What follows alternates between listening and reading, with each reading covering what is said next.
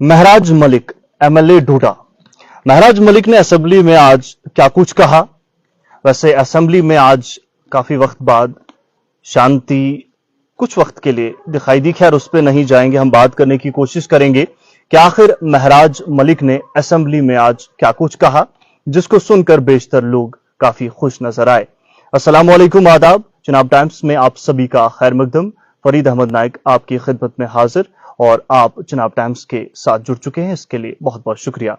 नाजरीन, महराज दीन मलिक ने अपनी स्पीच के दौरान कुछ अहम बातें मंजर आम पर लाई और ये अहम बातें इसलिए हैं क्योंकि डायरेक्टली गरीब आवाम के साथ जुड़ी हुई हैं, जैसे कि job security, land security, electricity. नाज़रीन, इलेक्ट्रिसिटी की बात करें तो बिजली की बात जब भी आती है तो बिजली की गैर एलानिया कटौती ही याद आती है। इस पर महराज मलिक ने कहा कि मैं हुकूमत का शुक्रगुजार हूं जिन्होंने 200 यूनिट फ्री बिजली डिजर्विंग कैंडिडेट्स को देने का वादा किया है।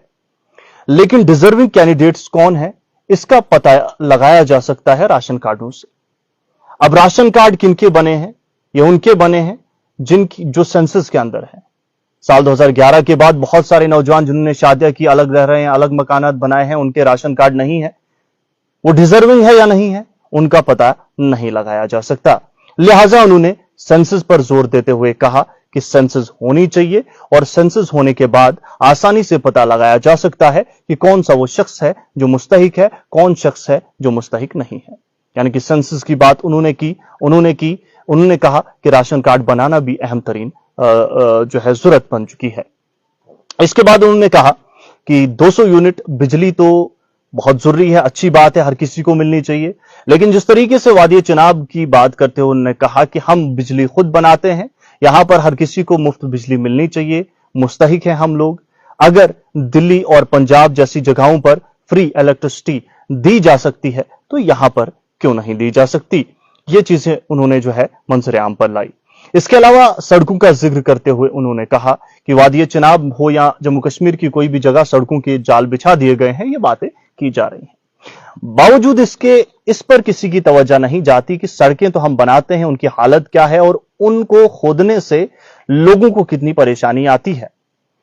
क्योंकि जो मलबा है वो भी किसी की जमीन में जा रहा है और जो जमीन कट रही है वो भी किसी की जमीन कट रही है। तो क्या उनको मुआवजा मिला है? इस पर भी गौर खोज होनी चाहिए। अरसा दराज से मुआवजे के बगैर लोग हैं, उन गरीब लोगों के साथ भी इंसाफ होना चाहिए। कहने का तरीका थोड़ा सा मुख्तलिफ हो सकता है, लेकिन ये चीजें उन्होंने कही।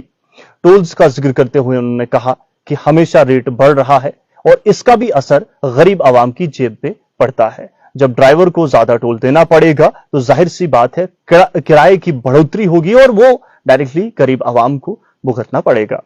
इसके अलावा उन्होंने वेकेंट पोस्ट जो मुख्तलिफ महकमा जात में खाली असामियां हैं उनको पुर करने पर जोर दिया।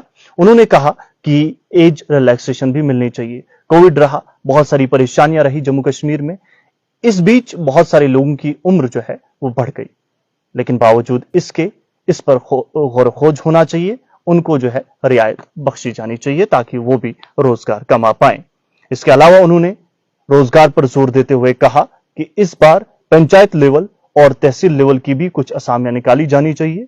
हमारे स्कूल खाली हैं, मुख्तलिफ महकमा जात जो बुनियादी लेवल पर कायम किए गए हैं, दफातर कायम किए गए हैं, उसमें कुर्सियां खाली हैं। उन कुर्सियों पर बैठने के लिए कम से कम तहसील लेवल, पंचायत लेवल की पोस्टें निकाली जानी चाहिए ताकि गरीब आवाम और वो लोग, वो नौजवान जिनकी तालीम जो है सरकारी स्कूलों में हुई है और आज के दौर पे वो कंपीट नहीं कर पाते हैं। जाहिर सी बात है, अगर डिस्ट्रिक्ट या स्टेट लेवल उनको कंपीट कराया जाए तो काफी मुश्किल होता है, तो उनका भी रोजगार हक है, तो उसको भी मद्देनजर रखा जाना चाहिए। उन्होंने बिलखुसूस डेली वेजर्स का भी जिक्र किया, कहा कि वो जायज मुतालबात को लेकर हमेशा सड़कों पे रहे हैं। 20-20, 30-30 साल महकमा जात में खिदमात देने के बावजूद भी वो अपने जायज मुतालबात को लेकर सड़कों पर है, तो उनके साथ भी इंसाफ किया जाना चाहिए।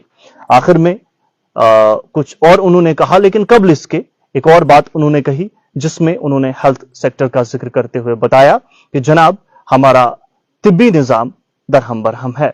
उन्होंने कहा कि गरीब लोगों को आज भी बेहतर इलाज नहीं मिल पाता है।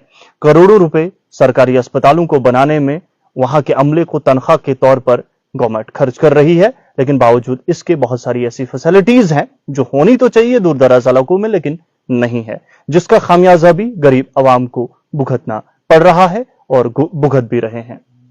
उन्होंने इस बात पर जोर दिया कि अगर प्राइवेट हॉस्पिटल्स कायम किए गए हैं, उनके ऊपर खर्चा कम लगता है बनिस्बत गवर्नमेंट हॉस्पिटल्स के, लेकिन अगर हम सहूलियात की बात करें तो सहूलियात वहां पर ज्यादा है, सर्विस की बात करें तो सर्विस काफी फास्ट है, और वहीं पर गवर्नमेंट हॉस्पिटल जिन पे खर्चा ज्यादा हो रहा है वहां पर इस तरीके की सहूलियात आखिर क्यों नहीं मिल रही है। ये तमाम चीजें एमएलए महराज मलिक साहब ने आज असेंबली में कही और इन बातों पर हुकूमत वक्त से जोर देने को कहा कि इन तमाम चीजों पर नजरसानी होनी चाहिए और ये खास मुतालबात हैं जो लोगों के साथ जुड़े हुए हैं। नाजरीन, आपका इस हवाले से क्या कुछ कहना है? अपनी कीमती राय कमेंट बॉक्स के जरिए हम तक जरूर पहुंचाइएगा। बाकी आप सभी का बहुत बहुत शुक्रिया, और हाँ, हमारी वेबसाइट www.thejnabtimes.com पर विजिट करना बिल्कुल ना भूलें।